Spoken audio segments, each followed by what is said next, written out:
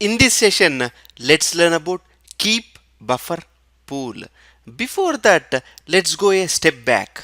We learned that database buffer cache is used to hold copies of data blocks. Right?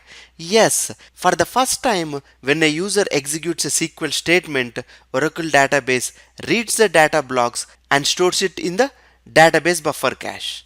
Next time, if the same user or a different user executes a SQL statement, the Oracle database will look for the data blocks in the database buffer cache. If it is there, it returns to the user. If it is not there, Oracle database will go to the data files and read them into the database buffer cache. Right? Suppose while reading from the data files to the database buffer cache, if there is no space, what will Oracle database do? It will remove some of the data blocks from the database buffer cache to free up the space and then bring the new data blocks and store it in the database buffer cache. Right? What if the removed data blocks are required by some other user? Your guess is right.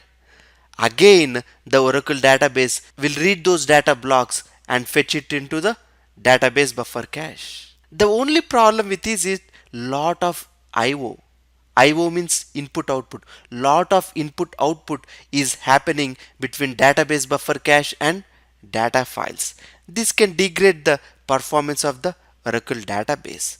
And also sometimes some of the data blocks are so important for your application, you want them all the time to be stored in the database buffer cache. How can you do that? The solution is keep buffer pool.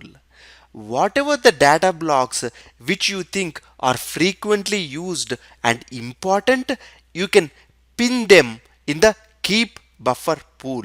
The word keep means keep those data blocks in the keep buffer pool. It's a good idea, right?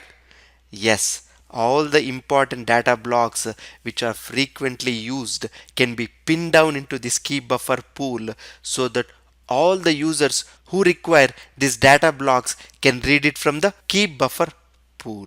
Okay, this avoids unnecessary discretes and increases the performance. As a DBA, we shouldn't go crazy and pin the big objects into the keep buffer pool. Okay, only store important and small objects in the keep buffer pool.